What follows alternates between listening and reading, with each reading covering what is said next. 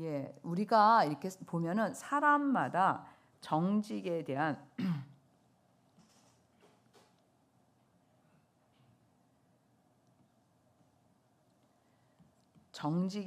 기준을 갖고 있습니다. 이게 정직 그러면은 어떤 모든 사람이 동일한 기준을 가지고 있는 게 아닙니다. 그렇죠? 그래서 사람마다 이 정직에 대한 기준이 다르고 나라마다 또 어떻게 보면은 뭐 이렇게 좀 그 가정별로 이게 그러니까 어떤 한 사람마다 다 다르다기보다는 개인적으로 다를 수 있고 나라마다 다를 수 있고 가정마다 다를 수 있고 집단마다 다를 수 있는 게 이 정직에 대한 기준이라는 것을 알 수가 있습니다. 그래서 요즘 세상에서 어떤 사람들은 요즘 대부분의 일반적인 사람들은 정직이라기보다는 요즘 이 세상을 이 험악한 세상을 살아가려면 적당한 타협과 거짓말은 처세술이다. 뭐라 그랬어요? 예, 적당한 거짓과 타협은 꼭 필요하다. 처세술이다. 그래서 이 정직의 기준에서 적당한 거짓과 타협이 이렇게 처세술로 생각을 하면 정직이라는 그런 기준이 훨씬 낫겠죠. 그러니까 옳고 그름을 그러니까 분별하는 데 있어서 또 어떤 사람은 정직의 기준이 자기가 생각하고 자기가 판단하는 기준을 가질 때가 많이 있습니다. 그래서 어떤 사람들에게는 뭐가 다르냐면 상황에 따라서 뭐예요? 정직에 대한 기준이 다르게 갖고 있습니다. 또 어떤 사람은 아예 정직에 대한 기준이 없는 거예요. 이두저도 없어요. 그래서 그럴 때는 어떻게 됩니까? 그냥 괜찮다고 생각하는 정도가 굉장히 낮을 수 있습니다. 또 사실은 이제 아이들을 양육할 때 도덕이라는 거 여러분 뭔지 알죠? 도덕이 뭐예요? 도덕이 뭘까요? 도덕. 옛날에는 도덕이라는 교과서가 있었는데 저희 때만 해도 요즘엔 그런 거 없죠. 사회생활 이렇게 돼 있나? 있어요? 있긴 있구나. 여러분 이 도덕이라는 도덕성이라고 그러는데 이 도덕성에 정직이라는 것도 들어가요. 얼마나 학교에서 이 도덕성에 대해서 가르치고 있는지 모르지만 제가 생각할 때 그렇게 정직한 삶을 강조하고 있지는 않은 것 같아요. 예전에 이제 보면은. 그래서 학교에서 가르치는 또한 도덕성에 대한 기준이 있어요. 근데 선생님마다 다른 거예요.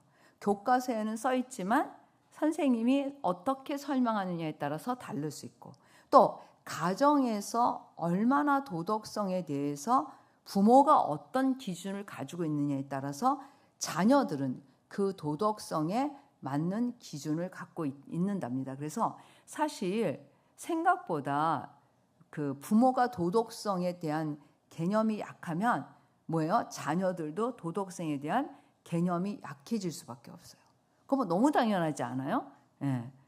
그래서 학교, 가정 사실 어떤 한 인격이 형성하는 데는 이 정직이라는 거는 부모와 가정과 사회 이렇게 세 가지 집단 또 우리는 교회를 다니니까 교회 이렇게 이런 그 큰 집단, 작은 집단 영향을 미칠까요? 안 미칠까요? 미친답니다. 그래서 사실은 뭐 정직 그러면 모든 사람이 똑같지 않다라는 걸 우리가 먼저 생각을 해야 됩니다. 그래서 여러분들과 저는 근데 세상의 기준도 아니고 다른 어떤 집단들의 기준도 아니고 성경에 맞는 기준을 사실 가져야지 된다라고 생각할 수 있습니다. 근데 오늘 말씀은 사람이 자기가 보기에는 자기 행위가 모두 정직하다고 해도 하나님은 그 정직한 것 이상으로 뭘 보신다는 거예요? 마음을 꿰뚫어 보신다라고 얘기하시는 거예요. 그 마음의 동기가 무엇인지, 마음에 생각하는 것이 무엇인지를 보신다라고 얘기하고 있죠. 그래서 가끔 우리가 이렇게 저 같은 경우는 사역을 하다 보면 그 사람의 마음이 읽어질 때가 있어요. 다는 아니어도. 그러면 그 사람이 무슨 동기로 이걸 했는지, 무슨 마음으로 이걸 했는지를 보일 때가 있어요. 그럴 때 얘기를 해주면 상대방이 엄청 당황해. 내 마음을 어떻게 알았을까? 들키는 거지. 예. 그럴 때 그 표정은 이런 표정이에요. 또 어떤 사람은 아주 근엄한 척하면서 모르는 척 할 수도 있는데 결국은 들키기는 들켜요. 왜냐면 우리는 프로가 아니라서. 우리 교회 정도는 마음이 들킬 때 다 표정에 써 있어요, 여러분들이. 들켰다. 이렇게. 그래서 사실은 우리가 이렇게 마음에 생각하는 거 이런 것들이 다 우리가 바깥으로 나타나진 않아요. 아무리 외성적인 사람도 모든 마음을 다 나타낼까요? 100이 나타난 사람은 없고 아무리 내성적인 사람도 모든 것이 다 100이 내성적일 수는 없습니다. 그래서 어느 정도의 다 밸런스를 갖고 있는데 어느 쪽이 훨씬 더 치중되어 있느냐를 틀릴 수가 있습니다. 그래서 우리가 믿고 있는 하나님은 행위만이 아니라 우리의 마음의 동기까지도 보시는 하나님이에요. 그런데 사실은 이 도덕성에 정직과 거짓이라는 게 있는데 이 정직과 거짓이라는 것과 가장 밀접한 인격적인 게 뭐냐면 뭐라고 썼어요? 이중성입니다. 이중성. 이중적 성격 우리가 이렇게 얘기하잖아요. 속과 겉이 다른 성격. 그래서 이 이중적인 성격은 반드시 뭘 가지고 있냐면 거짓을 가지고 있을 수밖에 없어요. 네. 그래서 제가 이렇게 이제 일본에서 한 10년 정도 이제 사역도 하고 일본 사람들을 양육도 하고 그러면 일본 사람들이 하나님 앞에서도 정직하지 않아요.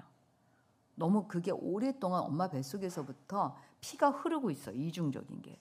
그래서 그냥 엄마 뱃속에서부터 이중적이에요. 여러분. 그리고 태어나서도 이중적이고 사회가 이중적이고 가정이 이중적이고 나의 삶도 이중적이어만 해요. 그러니까 이 사람들은 내가 예수를 믿어도 하나님 앞에도 이중적이에요. 그래서 하나님 앞에도 정직하게 내 마음을 못 말해요. 그래서 하나님 앞에서도 거칠애를 가져. 내 마음은 너무 속이 상한데 하나님 괜찮아요? 감사합니다. 그래요. 근데 그래서 제가 하나님한테 솔직히 말하라고 괜찮다고 하나님 다 아신다 그래도 이렇게 얘기해. 그게 안 된다는 거예요. 그러니까 안 하는 게 아니라 뭐라고요? 안 되는 거예요. 너무 오랫동안 그렇게 살고 그런 사고의 구조를 가지고 있으면 내가 하고 싶다 그러면은 하고 내가 하기 싫다 그러면 안 하는 게 아니라 그냥 그게 자기인 거예요. 그래서 너무 제가 일본 사람들을 가르칠 때 제일 가슴이 아프고 전 세계 모든 민족 가운데 가장 불쌍한 민족이 저는 일본 사람이라고 생각했어요. 그거는 경제적인 걸 말하는 게 아니라 이중성 때문에.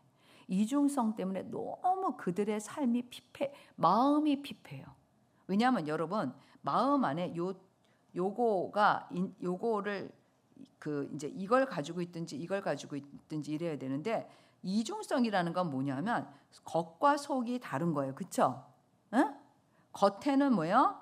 정직이라는 걸 쓰고 있는데 속에는 뭐예요? 거짓이라는 걸 쓴다든지. 무슨 얘기인지 알죠? 내 속에는 정직한데 겉이 거짓을 쓰고 있다. 이렇게 양쪽 보스를 다 가지고 있는 것을 알고 있습니다. 그래서 거짓으로 평생 살고 헛된 것에도 속아요. 그래서 제가 참 저는 일본 사람한테 이해가 그게 안 된다 생각했는데 이 이중적인 걸 생각하니까 이해가 되더라고. 이 말씀을 준비하면서 그래 이제 이해가 된다. 그 부분이 어떤 게 이해가 되냐면 여우도 신이고 토끼도 신이고 고양이도 신이고 하다못해 모든 동물도 다 신이에요. 그게 진짜 이해가 안 돼 나는. 아무리 믿어도 그렇지. 하긴 뭐 다른 나라도 소도 신이고 그런데 근데 왜 이렇게 일본 사람들 진짜 성실하고 너무 사람들이 순박해요. 한국 사람보다 착한 건 사실이야. 이중적인 거 빼놓고. 일단 착한데 이중적이야. 그래서 악한 거지. 사실 그러니까 우민 정책이 가능한 나라 우리나라는 우민 정책이 통하지 않아요. 여러분. 너무 자기네들이 잘났어. 근데 일본 사람들은 집단적으로 우민 정책이 가능하다고 생각이 되는 민족이에요. 제가 봤을 때는. 되게 집단적으로 왜 그래서 여러분 그런 거 있잖아. 쓰나미 아니면은 큰 지진, 태풍 이런 게 휩쓸고 갔을 때 우리나라 사람들의 반응은 어때요? 아이고 우리 집이 막 이런 포즈가 많잖아. 그쵸? 바깥으로 다 말하는. 일본 사람들은 아무도 울지도 않아. 아무도 말하지 않아. 조용히 질서 있게. 표정도 안 바뀌어. 슬퍼하지도 않아. 겉으로 나타나지 않아요. 그런 거 텔레비에서 여러분 못 봤어요? 텔레비에 가봤어. 맞아. 근데 어쨌든 그래요. 진짜 일본에 살아보니까. 근데 진짜 너무 놀라운 거야. 그러니까 너무 슬퍼. 내 아들이 죽었어요. 내 부모가 죽었어요. 그러면은 내 아들이 어떻게 죽었을까? 이렇게 말하는 걸 못 봤어요. 저는. 응? 그냥 너무 겉으로 담담해. 응? 눈물을 흘리지 않아. 부모가 돌아가셨을 때도 눈물을 흘리지 않아요. 우리나라처럼 막 통곡 가면서 어떻게 죽었어요? 뭐 이런 장면은 볼 수가 없어요, 여러분. 응? 그러니까 진짜 우리나라 사람들은 너무 약간 어떻게 보면 무식해. 그런 표현으로 한다면. 일본 사람들은 그런 표현으로 한다면은 약간 있잖아요. 점잖아. 그게 고춧가루와 와사비의 차이야. 고춧가루는 먹고 매우면 이러잖아요. 그 강아지처럼 혀를 내밀고 막 물을 마시면서 막 맵다고 확 그러잖아요. 와사비는 이렇게밖에 안 돼요. 와사비의 매운맛을 할 때 이런 사람은 아무도 없어요. 제가 실제 와사비를 진짜 좋아해요. 그 일본에 가면은 와사비 그게 있잖아요. 나무가 아니라 와사비가 있잖아요. 그럼 걔를 직접 갈아서 먹는 음식점이 많아요. 훨씬 맛있어요. 좋아해요, 저도. 근데 그 와사비를 먹을 때 와사비의 그 톡 쏘는 맛이 이렇게 안 되고 이렇게 돼요. 표정이. 그게 뭐 일본 사람, 한국 사람이었는데 음식도 그러듯이 문화도 그렇고 사람도 그렇게 생긴 거예요. 한국 사람은 그래서 뭐야? 분노, 폭발, 다혈질. 일본 사람들은 뭐예요? 나타나지 않아요. 저 사람이 무슨 생각을 하는지 알 수 없습니다.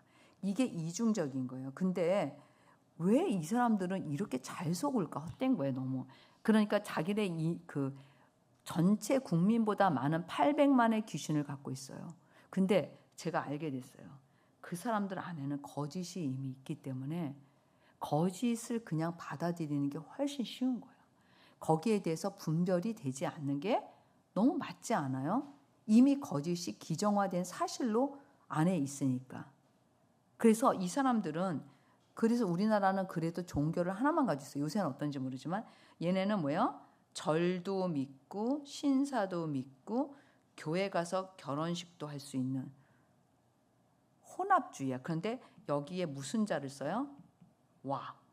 모든 것이 조화롭게 서로 하나가 되는 와. 사이좋게. 이게 일본의 사상이에요. 근데 이 밑에 뭐가 있다는 거야? 이 밑에 이 와라는 밑에 뭐가 있어요? 거짓이 있어. 이중적인 구조를 갖고 있는 거예요. 그래서 정직보다는 체면이 중요한 거예요. 다른 옆집 사람이 어떻게 생각하는지, 이 사람이 어떻게 생각하는지. 그래서 내 감정을 다 드러내지 않고 숨겨요. 근데 그래서 일본 사람들이 여러분 히키고모리라는 거 알죠? 집에만 운두나 있는 아이. 그게 제가 있었을 때 300만이 넘는다는데 지금은 더 많겠죠? 훨씬. 그리고 지금으로부터 한 6년 전에 제가 보니까 이제 사람들이 신분 세탁이라는 걸 하기 시작했어요. 그 전부터. 신분 세탁이 뭐냐면 내가 지금 나의 상황이 너무 싫어.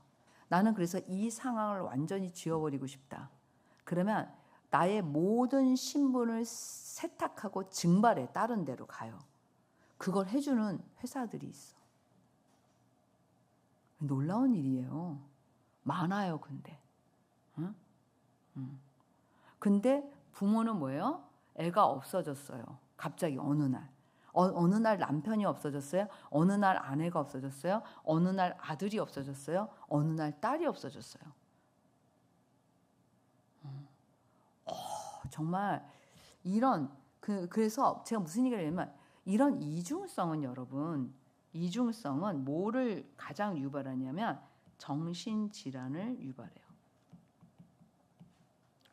정신질환을 유발해. 그 다음에 이중성은 바로 중독을 유발하기가 쉬워요. 왜 그러냐면 이중성이라는 거는 여러분, 사람이 이중성을 갖게 되면은 엄청난 스트레스를 갖게 돼 있어요. 받게 돼 있어요. 그냥 구조상 다르니까. 그래서 이런 어떤 중독이나 어떤 그런 거에 그래서 일본의 몇 가지 되게 특징이 있잖아요. 뭐냐 하면 일본의 사람들은 정신질환이 많아요. 여러분, 제가 있을 때 우울증이 40%라 그랬어. 전 국민의 30%에서 40%라 그랬어.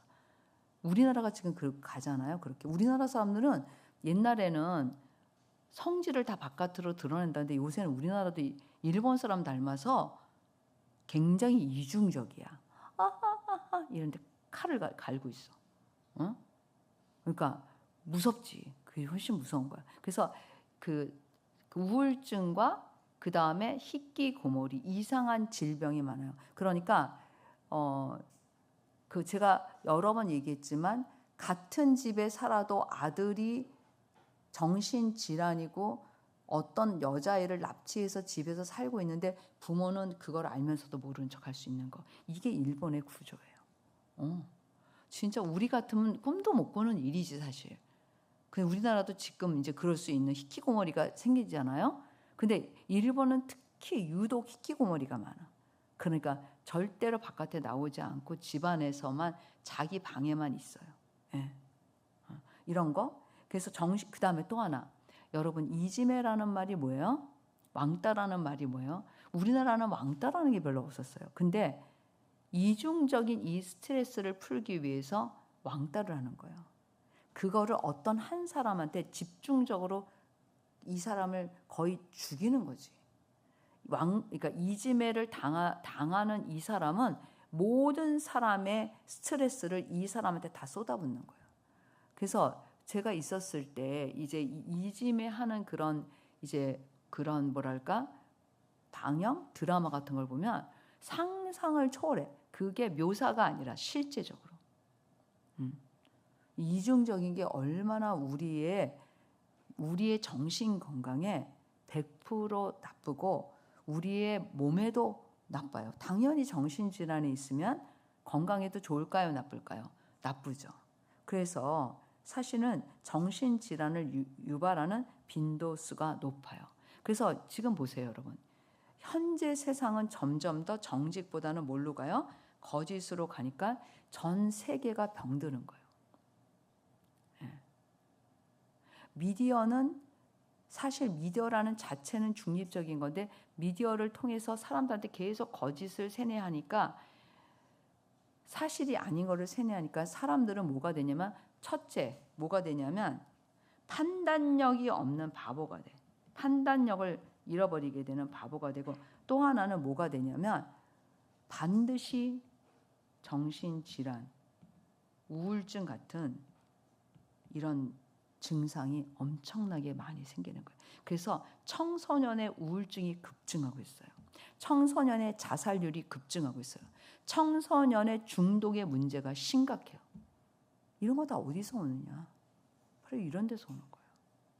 그러니까 우리가 배 안 고프고 우리가 문화생활 차 있고 좋은 집에 살고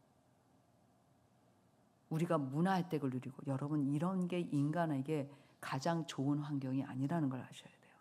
이런 것이 우리를 더 행복하게 더 인간답게 더 삶을 질 높여준다. 천만의 말씀이에요, 여러분.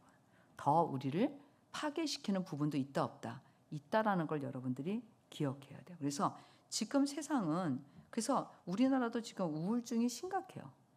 우울증 병원에 정신과에 가는 요새는 정신과 가는 걸 아무렇지도 않게 생각해요. 정신과 가는 걸 나쁘다고 제가 얘기하는 게 아니라 왜 병이 생겼는가라는 거예요. 왜 이런 병들이 생겼는가라는 거예요. 반드시 있잖아요. 이 우울증은 어디서부터 오냐면 자기 생각에 반드시 이중적인 구조로 가게 돼 있어요. 이중적인 구조가 생각되는 거야. 이 사람은 안 그런데 내 생각엔 저 사람이 날 째려보고 있어. 제가 지금 몇 주째 날 째려보고 있어. 내가 이렇게 생각을 하잖아요. 그러면 이제 제가 나를 째려보는 게 기정사실이에요. 기정사실에다가 이제 제가 나를 미워해. 나를 죽일지도 몰라. 그래서 내가 쟤를 두려워하는 거예요. 그리고 제가 이건 하나의 스토리예요. 그냥 나를 죽일지도 모른다고 생각하니까 나도 방비를 해야 되는 거야. 쟤를 어떻게 할까? 뭐 이런 스토리로 가는 거예요. 여러분. 이중적이라는 건 진짜 위험한 거예요. 정신질환의 가장 기본적인 기초가 뭔지 알아요? 거짓의 이중적이에요. 거짓의 이중적인 거. 이게 기초가 돼요. 내가 이렇게 서론에 이거를 잔뜩 설명하려고 그런 건 아닌데 되게 도움되는 얘기죠.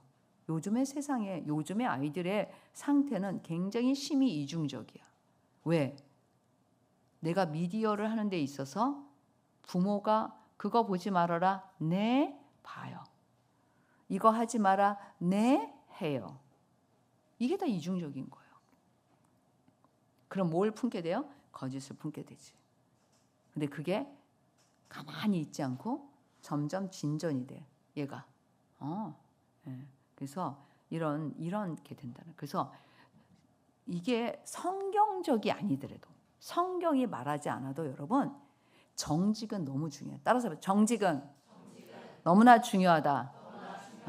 우리를 건강하게 하고 우리를 아름답게 하고 우리를 바른 사람으로 멋있는 사람으로 진짜 다른 사람한테 영향력을 주는 사람으로 가져야 될 성품 중에 하나가 정직이야. 이거는 성경을 떠나서도 일반적으로도 하는 얘기예요. 그래서 성품 훈련에 반드시 들어가는 것, 반드시 모든 뭐 누가 어떻게 얘기했든 성품 훈련에 들어가는 것 중에 하나가 정직이라는 사실을 아셔야 돼요. 기독교, 비기독교 다 떠나서. 그래서 이제 그런데 그 오늘 이제 하나님은 뭐예요? 중심을, 마음의 중심을 살피시는 분이시죠. 그렇죠? 하나님은 정직이라는 거에 외적인 정직만을 말하는 게 아니라 뭐예요? 마음 플러스 행위. 어떻게 보면 요거를 이 두 가지가 정직해야 된다라고 말씀하시는 거예요. 근데 사람들의 행위는 마음보다 훨씬 작아요, 여러분. 이런 거예요. 마음이 이만하면 우리의 삶은 요 정도예요. 마음이 훨씬 많은 영역의 생각을 해요. 삶은 요 정도 사이즈밖에 안 돼요, 여러분. 이게 아니에요. 마음이 요 정도고 삶이 이만하지 않아요. 절대. 여러분 요게 바뀌어져 있어요. 요게 삶이고 요게 내 마음이야.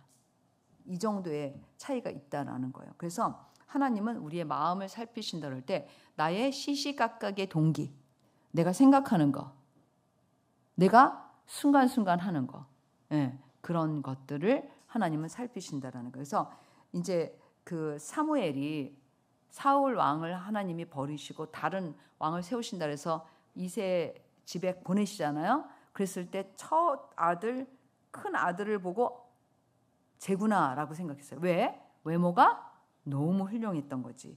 용모와 키가 너무 훌륭했지. 그런데 뭐라 그랬어요? 하나님께서 오늘 이 말씀이잖아요. 용모와 키를 보지 말아라. 이미 내가 그를 버렸노라. 이야 너무 무서운 말이지. 너무 외적으로 훌륭한데 이미 하나님이 그 사람을 쓰시지 않는다라는 거예요. 아웃이라는 거예요.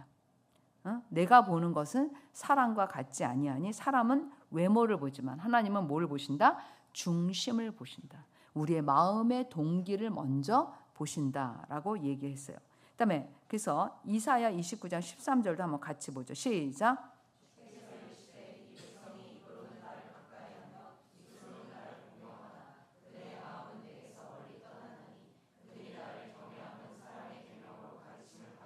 예, 그래서 입으로는 나를 가까이 하는데 입술로는 나를 공경하는데 근데 실제로 마음으로는 뭐예요? 나로부터 멀리 떨어져요. 외적으로는 철저하게 하나님 말씀대로 지키는데 마음엔 콩밭에가 있는 거예요. 다른 탐욕으로 차 있다든지 그렇다는 거예요. 그래서 나를 경외함은 사람의 계명으로 가르침을 받았다는 건 뭐냐면 하나님 없는 계명을 지킨다라는 거예요. 율법의 외형적인 모습은 있는데 그 중심에 있는 하나님이 주신 율법의 마음을, 하나님을 경외하는 것이 없다라는 걸 얘기하는 거예요. 그러니까 우리에게도 똑같은 거지. 교회 나오는데 내가 하나님의 말씀을 중하게 여기지 않아. 내 마음에. 내가 외적으로 교회는 나오는데 아무 의미가 없다라는 거예요. 그때 하나님 말씀하시니까 내가 이미 너를 버렸다. 이렇게 얘기하실 수 있는 거죠. 그래서 이제 그렇다면 하나님은 중심을 보신다. 하나님은 뭘 보신다? 예, 하나님은 우리의 중심. 그 중심이라는 게 뭐냐면 뭘 보셔요? 마음을 보신다라는 거를 여러분들이 기억하셔야 돼요. 그러면 도대체 이제 마음에 대해서 제가 6월 기도 때 많이 했잖아요. 근데 이 말씀, 자, 잠언 23장 7절 말씀 같이 한번 봉독할까요? 시작.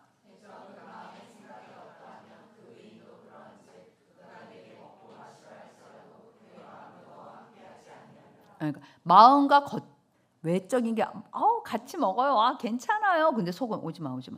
같이 먹지 마. 넌 가야 돼. 이렇게 얘기할 속을 생각할 수 있어 없어요? 그렇다라는 거예요. 응?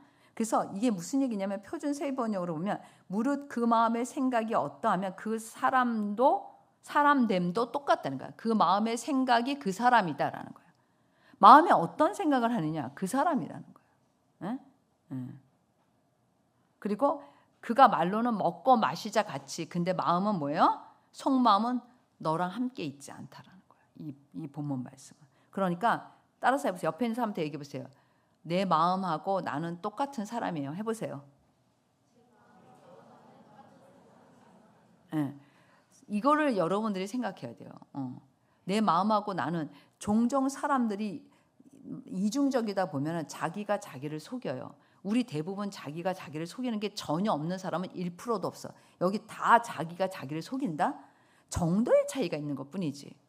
자기가 자기를 속이는 게 뭐냐면 자기한테 불리한 거, 자기한테 나쁜 거, 자기가 생각할 때 아닌 거는 나는 아니라고 생각해. 실제로 하면서도. 우리 자신이 그렇게 생각을 해요. 자기를 뭐라 그러지? 안 그러면은 힘들잖아. 내가 나를 맨날 나쁘다고 생각하면 죽을 것 같잖아요. 힘들잖아요. 그러니까 내가 나의 하는 행위는 나는 그래도 정직하잖아. 나 정직한 사람이야.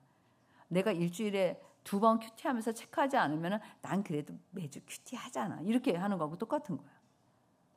내가 밥 먹을 때 기도하고 가끔 기도하는데 그래도 나 기도하잖아. 응? 그러니까 대충 생각하면 뭐예요? 하고 있긴 하고 있지. 그치? 안 하는 건 아니잖아요. 그런 거하고 똑같다라는 거예요. 그래서 사실 마음이 내가 진짜 나를 볼 수 있을 만큼 정직하게 없어. 여기 우리는 다 각각 자기 편이야. 따라서 나는 내 편이다. 시작. 나는 내 편이다. 이걸 명심해야 돼요. 나는 내 편이라서 내 판단이 옳지 않아요. 나는 나를 딱 놓고 객관적으로 난 이래 이렇게 말하는 사람 아무도 없어. 우린 자신이 분리가 안 돼요, 여러분. 그래서 나는 내 편이야. 그러니까 나는 내 편이니까 나는 누구의 편을 들어요? 내 편을 들어요. 이게 그냥 기정사실이야. 나는 내 편이지 나는 남의 편이 아니야. 가끔 보면 어떤 사람이 막 아내가 막 남편한테 속상해하는 적이 있어. 그런 거 왜 그러냐 그러면은 다른 사람이 있을 때 자기 편을 안 들어주고 다른 사람 편을 든다는 거야. 그것도 이상해. 아내 편을 들어야지. 딴 사람 편 들으면 어떡해. 근데 종종 그런 부부들이 있어요. 근데 그건 잘못된 거야. 적어도 남편은 아내 편을 들어야 되지 않을까요? 같이 살고 있는데. 한 통속이에요. 나는 절대로 부부가 다르다고 생각하지 않습니다. 예. 결국은 한 통속이에요. 맞아요? 틀려요? 아무도 여기 결혼한 사람이 대답 안 하고 이 젊은 애들이 맞아요 그럴 수는 없잖아. 예. 그러니까 우리 마음이 나는 진짜 나를 객관적으로 볼 수 있는 정직함을 가지고 있다는 생각을 먼저 버리세요. 나는 내 편이야. 그래서 내 마음은 나를 정직하게 볼 수 없다. 따라서 나는 내 편이어서 나를 정직하게 볼 수 없다. 이거를 아는 게 되게 중요해. 이거를 알면 그 있잖아요. 이상한 고집을 부리지도 않을 뿐만 아니라 그렇게 너무 심한 이중적인 구조를 같지 않을 수 있어요. 그래서 잠언 12장 5절도 보면 의인의 생각은 정직해. 그러니까 정직이라는 단어가 붙었을 때 미련한 자는 정직해 이런 말이 없어요. 미련한 자는 그의 뭐예요? 거짓이 있어요. 거짓이. 그러니까 의인은 생각은 정직해요. 그리고 아이라도 자기의 동작으로 자기 품행이 청결한 여부와 정직한 여부를 나타낸다 그랬어요. 애래도 그게 나타난다라는 거예요. 사람은 얼마나 정직한지 아닌지 다 나타나요? 안 나타나요? 나타나는데 다 나타나지는 않아요. 여러분들의 마음이라 해서 여러분들이 남들한테 얘기 안 하고 있다 그래서 나는 다 내 마음을 알아? 옆에 있는 사람한테 나는 내 마음을 모른다 해보세요. 우리 마음은 나를 속일 수도 있고 참으로 변덕스러워. 여러분, 저는 제 자신을 보면서 내가 나를 믿을 만한가? 여러분 믿을 만하세요? 난 내가 믿을 만하지 못하다는 걸 깨달아. 내가 믿을 만하지 못해요. 여러분 본인이 선하세요? 어머나 내가 선하다고요? 그럴 리가. 선하지 않아요. 가끔 선하지. 그치? 가끔은 선해요. 그쵸? 가끔은 착한 것도 생각해. 근데 나한테 오해하거나 나쁘게 하는 사람에 대해서 너무 저 사람을 나는 100% 이해하고 사랑할 수 있어. 이런 사람 있어요? 없어. 아무도. 그냥 아무 생각 없이 반응이 나간다면 어떤 반응이 나갈까? 미워하고 치는 반응이 나가. 예를 들면 훈계를 들었을 때 어머 감사합니다 이런 사람 없다니까. 너는 이렇게 딱 나가잖아. 근데 배운 지식이 있어서 꾹 너는 이 속에서 한번 하고 그러면 안 되지. 이렇게 생각하고 나서 그렇지. 네 이렇게 안 된다니까요.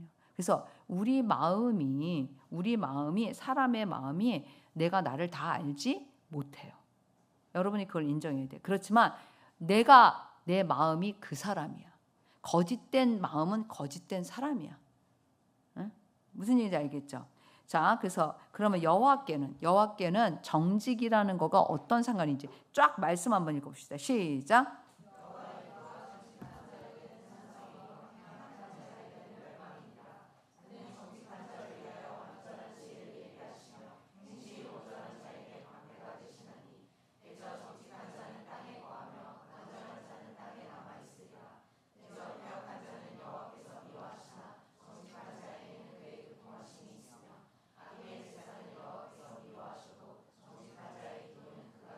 네, 그래서 여호와의 도가 정직한 자에게는 산성이야. 정직한 자를 위해서 완전한 지혜를 예비하시고 정직한 자에게 그의 교통하심, 교제가 있고 정직한 자의 기도는 그가 기뻐하세요. 그래서 정직, 우리가 잠언에서 보면 하나님께는 뭐가 있어요?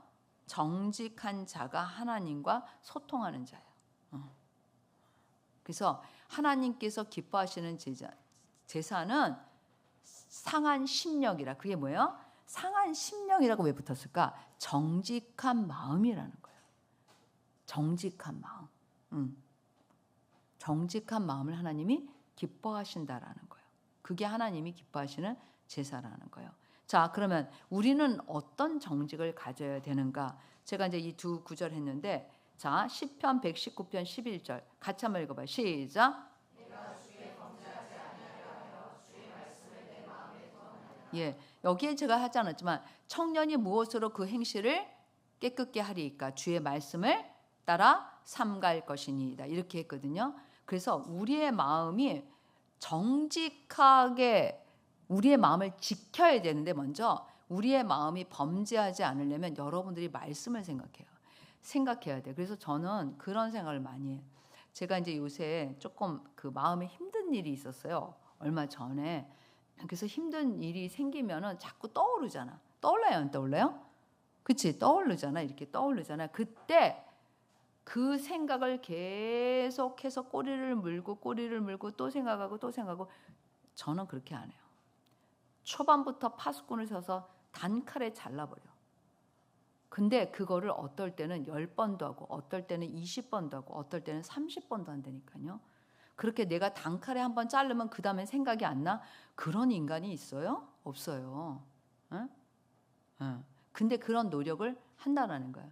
그러니까 무슨 얘기냐면 그냥 그런 예를 들면 내가 힘든 어떤 생각을 하는데 그게 생산적이지 않아요. 염려나 근심이나 걱정은 절대로 생산적인 생각이 아니에요. 여러분 그걸 반드시 알아야 돼. 그거는 나를 파괴시킬 뿐만 아니라 상대방과 엮여 있으면 상대방을 파괴시키고 그 다음에 뭐야? 나쁜 꾀를 가져와. 플러스 뭐를 가져온다? 나쁜 꾀를 가져와.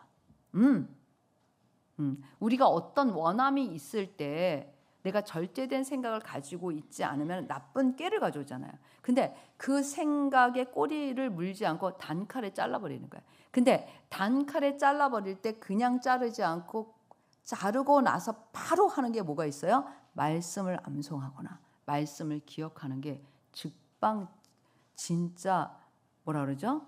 상처에 이렇게 약을 발라주면은 어디가 간지러운데 약을 발라주면 조금 있다 덜 간지럽잖아요. 그렇죠, 여러분? 약이 그래서 소용이 있는 거잖아. 약을 발랐는데도 이 약은 소용이 없다. 그러면 그 약은 쓸모없는 약이야. 갖다 버려야 되잖아요. 그러면 약을 바르면은 얘가 나아진단 말이에요. 좀 금방 막 즉시로 나진 않는데 조금만 있으면 뭐야? 요 간지럼증이 없어져요. 그러니까 무슨 얘기냐면 말씀을 딱 암송을 하면 조금만 있으면 내 마음이 딱 그 말씀의 중심에 맞춰져서 그게 떠나게 돼 있어요. 그런 염려나 근심이나 내가 하는 것들. 그래서 내가 주께 범죄하지 아니하려 주의 말씀을 내 마음에 두었다라는 거는 주님의 말씀으로 반대로 내가 그것을 이렇게 처단하는 거예요. 그래서 저에게도 그런 그 생각들이 있어요. 그래서 막 어떤 생각이 떠오르면 그게 마음을 힘들게 할 때가 있어. 내가 생각하지 말아야 되는데 생각하는 경우도 있잖아요. 그렇죠? 여러분들도 그런 경우 있죠. 그럴 때 말씀을 생각하고 찬양을 하고 주님 앞에 그러면서 자연스럽게 대화를 하고 아까도 제가 얘기했듯이 특히 저는 힘든 일이 있을 때 사실 자기 직전에 떠올라요. 여러분들은 어때요? 바쁠 때는 별로 생각이 안 나, 솔직히 얘기해서. 근데 내가 약간의 예를 들면 여유가 있는 시간, 씻는 시간, 예를 들면 잠자리 누웠을 때 아니면 내가 뭔가를 하고 있지 않을 때 이럴 때 떠오른단 말이야. 그럴 때 아까 제가 얘기했잖아. 말씀을 암송하고 찬양을 부르고 그러면 자연스럽게 하나님 앞으로 내가 나아가 있어. 근데 그렇지 않으면 계속 그 생각이 나를 힘들게 하잖아요. 그렇게 한 2주 하잖아요, 여러분. 굉장히 하나님이 마음을 지켜주시는 거를 저는 확실히 경험해요. 그래서 마음이 요동치지 않아. 흔들리지 않아. 그렇게 지키는 거예요. 제가 사실 상담을 되게 많이 하는데 상담하면서 나를 지키는 비결 중에 하나예요.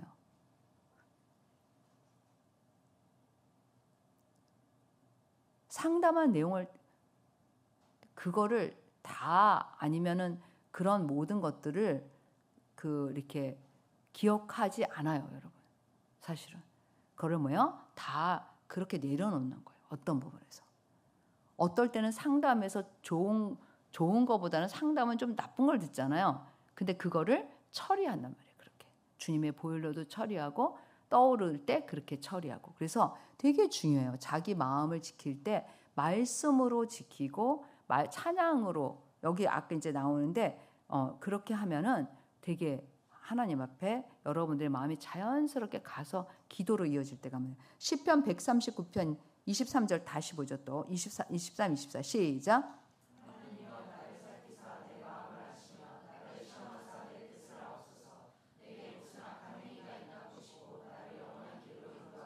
예, 하나님이여 나를 살피사 내 마음을 아시며 나를 시험하사 내 뜻을 아우소서.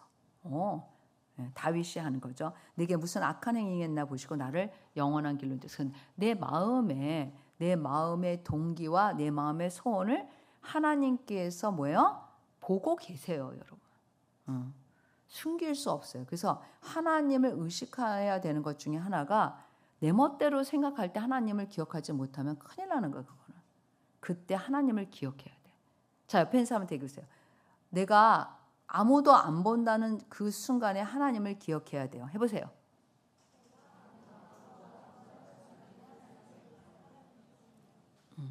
혼자 있을 때. 그래서 저는 여러분들한테 물론 제가 혼자 있을 때 뭐 잘못하는 것도 있지만 혼자 있을 때 은큼하게 이중적으로 뭘 하는 게 없어요. 하려고 생각도 안 하지만 하고 싶어 하지도 않아. 그게 나를 해롭게 하기도 하지만 그냥 그런 생각이 없어요. 솔직히 얘기하면. 그러니까 혼자 있을 때 조심해야 돼. 다시 한번 해보세요. 혼자 있을 때 조심해야 돼요. 혼자 있을 때 남이 안 볼 때 조심해야 돼요, 여러분. 남이 안 볼 때 그때가 바로 진짜 자기의 진짜 모습이야. 그게. 예.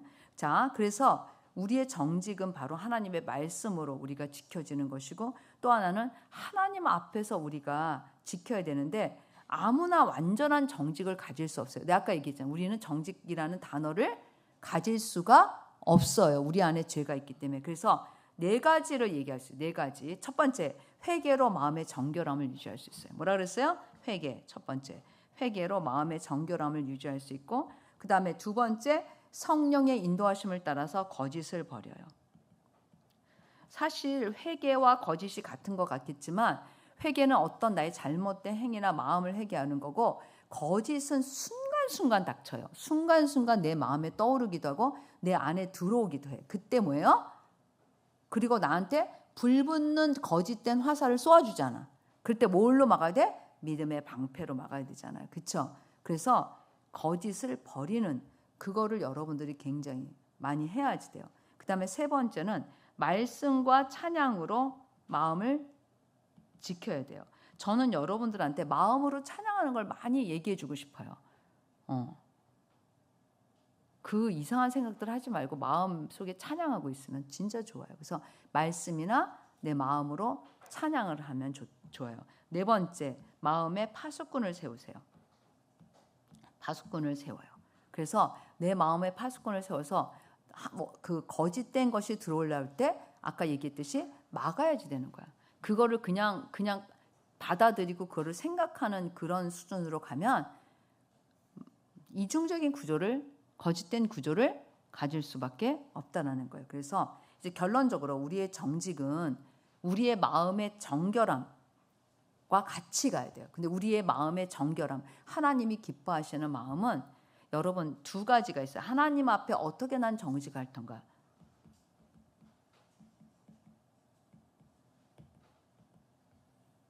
토로 내 마음을 다 있는 그대로 말하는 걸 말하는 거예요.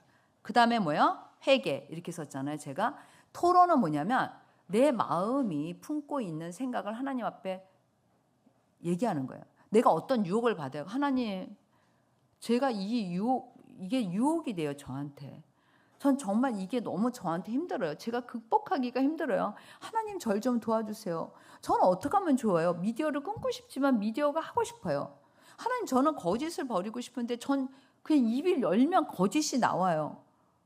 저도 이게 싫어요. 제 입이 싫어요. 근데 거짓말로 말할 때 쾌감이 있어요. 저는 어쩌면 이런 생각을 할까? 이렇게 그냥 솔직하게 얘기하라는 거예요. 마음은 거짓에 대해서 별로 내가 아무것도 안 느끼는데 하나님 전 거짓말 버리고 싶어요. 버리고 싶어요. 이건 거짓이야. 진짜로. 내 마음을 진짜 있는 그대로 토로해.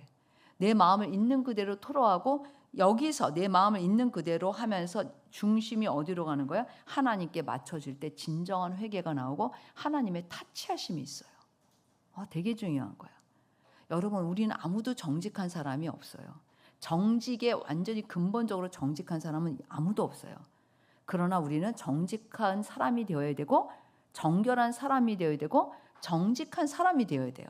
그게 하나님 우리한테 원하시는 삶이야. 그러기 위해서는 내 마음을 주님 앞에 그대로 내가 토로하고 그 다음에 하나님이 주시는 마음을 받아서 회개도 하고 내가 지킬 수 있는 거지 이중적으로 하나님 앞에 아닌 척하면 안 돼.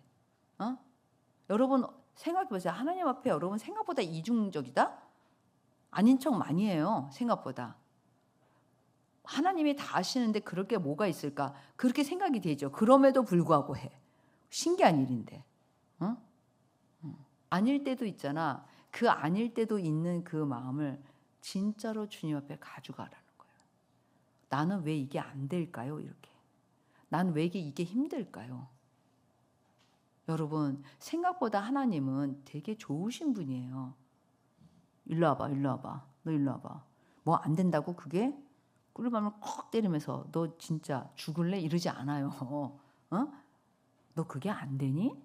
너 그렇게 힘들어? 네, 내가 도와줄까? 이렇게 생각하면 맞아요. 우리가 우리의 마음을, 그래서 상한 심령이라는 게 있는 거예요. 우리가 우리의 마음을, 상처난 마음, 찢겨진 마음, 나의 그런 연약한 모습 그대로 가져갈 때 주님은 그래 일로 와라. 내가 널 도와줄게. 내가 할 수 있게 해줄게. 이렇게 하는데 우리는 그 하나님을 신뢰하지 못해가지고 거짓말을 해, 하나님 앞에서도. 그러면 해결이 안 돼. 그 문제 계속 쳇바퀴 돌듯이 우리 마음이 정직한 대로 안 가는 거예요. 그래서 여러분들이 저는 너무 애써서 괜찮은 사람 하려고 하지 말고 일단 우리는 하나님 앞에 정직하자. 해보세요. 하나님 앞에, 주님 앞에 정직하자. 있는 그대로 하나님 앞에 내려놓을 때 그때서야 비로소 주님이 말씀하시는 게 들려요. 왜? 여러분 되게 중요한데 나라는 마음의 그릇이 있어. 이렇게 내 마음의 그릇이 있어요. 그런데 내 마음 안에 바나나도 뭐 가지도 있고, 가지라 그러지 말고 자 바나나도 있고 사과도 있고 토마토도 있고 큰 수박도 있고 이런 게 들어있어. 하나님이 나한테 뭘 주고 싶은데 이런 게 들어있어서 꽉 차가지고 도저히 이 그릇에 받을 수 없는 거예요. 근데 내 마음을 토로한다는 거는 내가 얘를 이렇게 주님 앞에다가 끄집어내는 거야. 이렇게 여기다가 어떻게 했냐면 여기다가 이렇게 주님 이 내 마음에서 바깥으로 끄집어내는 거예요. 무슨 얘기인지 알겠죠? 내가 이렇게 바깥으로 이거를 하나씩 다 끄집어내. 그러면 내 마음이 어떻게 돼? 내 마음이 일단 비워지잖아. 그러면 여기 이 마음에다가 주님이 주님의 것을 이렇게 주세요. 그때야 비로소 내가 들리는 거야. 근데 내가 이거를 끄집어내지 않아. 그러면 어떻게 되냐면 이런 현상이 일어나는 거예요. 얘도 있고 이것도 있고 이것도 있고 주님이 주시는 것도 있고 이게 짬뽕이 돼서 결국은 뭐예요? 이게 훨씬 세력이 크거든. 내가 얘를 내 걸로 혼합해 타협하는 생각을 반드시 갖게 돼 있어요. 들리긴 들리는데 뽕짝을 만들어. 응? 그래서 저는 제가 하는 기도 중에 제가 제일 좋아하는 기도는 그냥 내 마음을 하나님 앞에 말할 수 있는 게 난 너무 좋아요. 나는 그 하나님이 제일 좋아. 때때로 나는 우리 남편, 우리 딸, 우리 교회 성도들한테 내가 말하지 못하는 게 있어요. 그렇잖아요. 뭐 어떻게 여러분들한테 내 마음을 다 보여주겠어? 물론 거의 다 알아요. 저를. 뭐 그냥 속과 겉이 거의 비슷하니까. 그렇지만 100%는 아니야. 응? 근데 주님 앞에서는 뭐요? 내가 다 말할 수 있는 분이 있다는 게 너무 기쁘지 않아요, 여러분? 나의 어떤 연약함도, 나의 어떤 실수도, 나의 어떤 것도 그게 너무 기쁘지 않아요? 그렇게 생각해야 돼요.